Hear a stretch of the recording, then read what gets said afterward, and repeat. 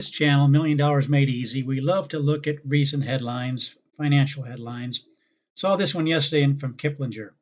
Expecting a 12% return on your portfolio? Question mark. That's dangerous. Why is that dangerous? Why is what Dave Ramsey said, that averaging 12%, you could just take out 8% and still have plenty left over? I'm going to actually look at a scenario where somebody expect to need $7,000 a month in retirement. They're going to get $2,000 from Social Security. So from their nest egg, they need $5,000. So they could actually take 6% out of that initial $1 million, which would be $60,000 a year, which would be $5,000 a month. So in Dave's scenario, you're getting 12% every single year. So this is going to be going up by actually 6% a year because you're getting 12% and you're only taking 6% out. We won't even look at the 8%. We'll just go with 6% because that's what you need, 5,000 initially. So look how quickly this balance goes up. 1 million. It's never going to go down because you're averaging at 12% and you're only taking out 6%. But that doesn't work in the real world always. In fact, that's why this article was named, said it was dangerous. Here's what's actually going on here. For example, let me just show you here. Here's a 35-year average.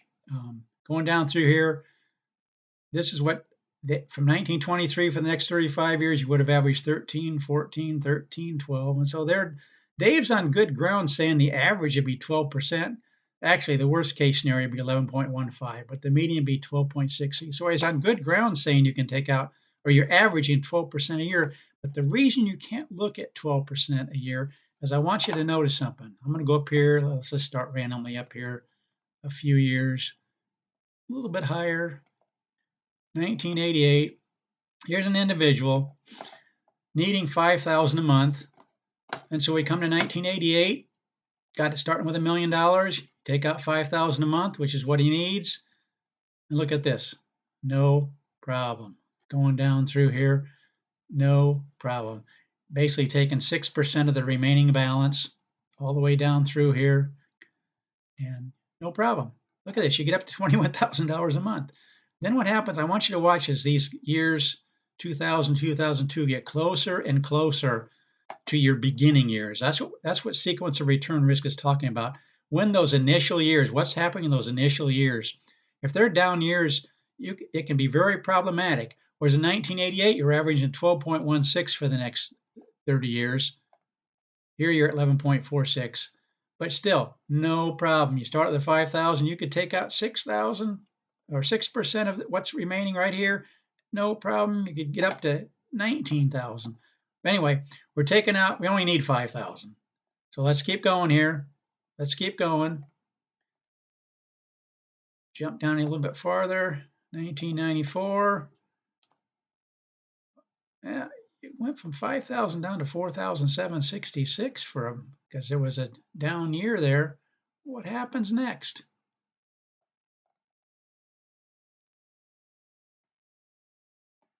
$5,000. Oh yeah, you come along and all of a sudden you hit this.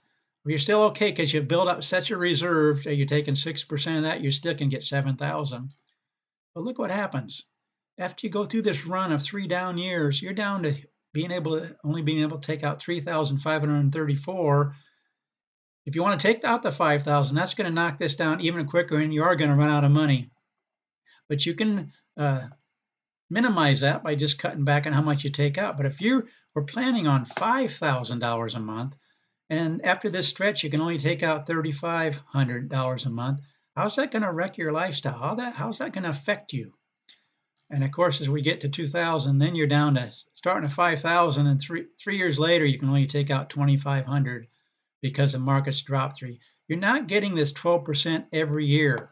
Some years you're getting way above 12%, but it depends on what's going on those initial years. Let me look at it from a different angle here. Starting with $1 million, taking out that 5,000 that we decided to mean, you want to give yourself a COLA. So let's see where an individual might be as we go through the different years. 1988, here are the numbers. After 10 years, after 15 years, after 20 years, no problem. Change again, 1989, no problem. 1991, no problem. It's going up. You could take out much more than 5,000 a month. But in this case, you're increasing it by 3% to keep up a COLA, no problem. But watch what happens as these years sneak up. You really need to be watching what's happening in those initial years. You're not getting 12% every year. Some years you're getting way more than 12%, which can really build up your nest egg up into the millions. But as these years get closer, these amounts coming out are going to knock this down so you don't have that luxury of having a huge nest egg as these years approach. Let's keep going. 1994, 1995. Again, this is 5,000 a month, increasing that by 3% a year. Do it a little bit farther. Watch what happens as we get closer and closer. Again, in this box right here, this is what you're going to have after 10, 15, and 20 years and 25 years. Of course, there hasn't been 30 years since 1995. Still in good shape after 20 years. 15 years, it drops a little bit, no problem. Oops, 1998 came along. What in the world happened? What happened between 1997 and 1998? These 3 years got really close, and if we go on to 2000, look what happens. You are running out of money, taking out this 5,000 a month, which is what you needed. So that people will answer, well, don't take out the 5,000 then. Take out the 5,000, but don't increase the COLA. In the year 2000, it wouldn't help that much. Watch this right here. This is when you're running out of money with a 3% COLA because you started at 5,000 already in the third year. You have to start. You're going to run out of money quicker because you're getting this balance knocked down so fast. But watch what happens when we go to zero. Yes, it lasts a little bit longer, but it still doesn't even last 20 years. That's taking the COLA out. So again, if you're expecting 5,000 in retirement and you take the 5,000 out and you hit these down 3 years, you are going to run out of money. In this case, it was 21. What was it? 21 years. Sorry, you can't see on the screen. Oh no, it's 18 years. You're going to be running out of money. 18 years. But over in Dave's scenario, getting 12% a year, it doesn't matter because it's just going to go up. You're getting 12% and you're only taking 6% out. It's just going to keep going up, up, up. Even though the reality of the situation is, if you want to have your money last, you have to cut from 5,000 by the third year down to 2,500 to have your money continue to last. Otherwise, you run into this scenario where you're running out of money in 18 years. And that's with no COLA when you were expecting at least to be getting a 3% COLA. Look what happens. Does that happen very often? No. Let's just run the update here to 3%. This is going to do it for the last 100 years. It's going to show you how many times you would have run out of money. The last 100 years, given this scenario, 9 times you were out of money in 20 years, 10 times you run out of 10, or run out of money after 30 years. And we can highlight which those years are down through here. Most of them are during the Depression years. But the other one, there was like 1937. The other one would be the year 2000. As you can see, the numbers right over here. You are running out of money when you keep that COLA going up. Or the other option is to cut back from 5,000 and by the end of the third year to 2,500. Can you do that when you're expecting 5,000 a month? You're planning on that for your expenses aren't going to go down from 5,000 down to 2,500, are they? No.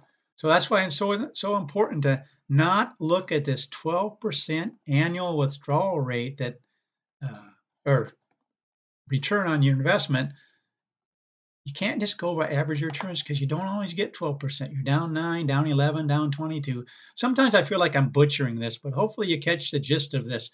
You can't go by average returns, even though in this case, 1992, you averaged 12.11. And for the whole century, you would average 12%, but sometimes you don't get that 12%.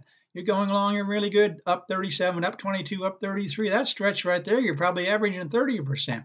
But then if you get these years coming up, like we just saw, hit with those, and you're trying to take out that 5,000 a month, keep throwing 5,000 a month with the COLA, you run out of money really fast. Without the COLA, you still run out of money in, what was it, 18 years?